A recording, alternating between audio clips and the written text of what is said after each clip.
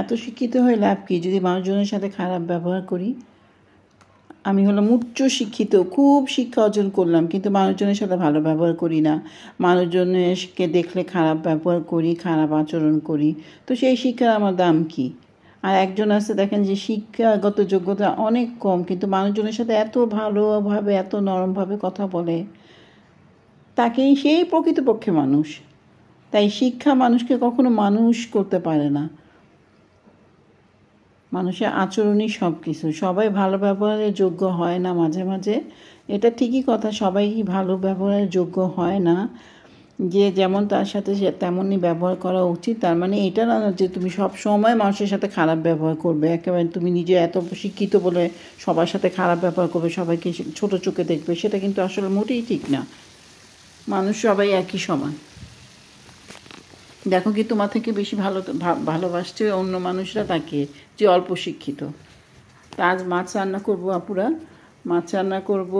মাছ তো আমার বাসায় আমি, আমার বড় মেয়ে আর তার বাবা খায়, আর ছোটো মেয়ে আর ছেলে মাছ তো দেখেই না, ঘুরেও দেখে না, এমনকি মাছের গন্ধই নাকি ওদের সহ্য হয় না, ওরা মাংসই খাবে। তাই ওদের জন্য আগেই আমি সকালবেলা মাংস রান্না করে রেখে দিয়েছিলাম।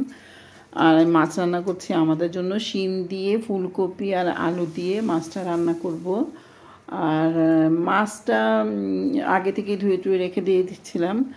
আর আমি একটা কাজ করেছি, সেই রাতের বেলা উঠে মাছ আর মাংস ভিজে রাখছিলাম, যাতে সকালবেলা তাড়াতাড়ি রান্না করতে পারি। তা না হলে আজ শীতের দিন মাছ আর মাংস তো একেবারে ছাড়তেই চায় না, এমন বরফ হয়, অনেকক্ষণ লাগে মাংস ছাড়াতে।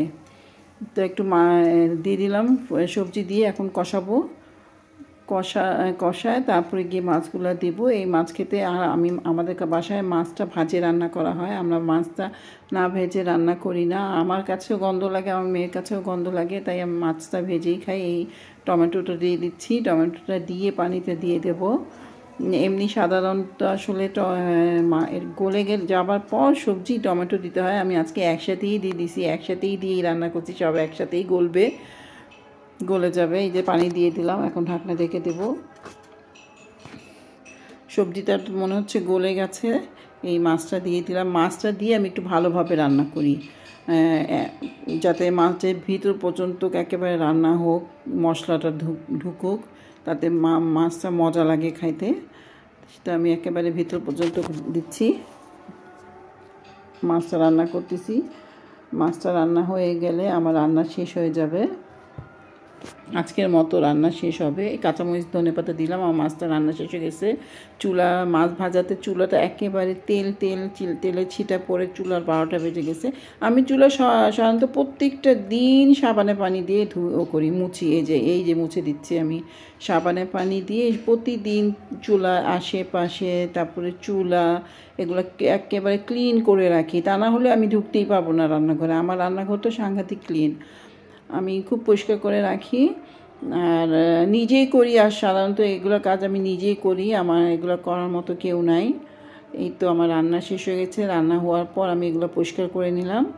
পরিষ্কার করে তারপরে গিয়ে যাবো এখন গোসল করতে, আজান হয়ে যাচ্ছে, নামাজ পড়তে হবে। এই যে আজকে আমার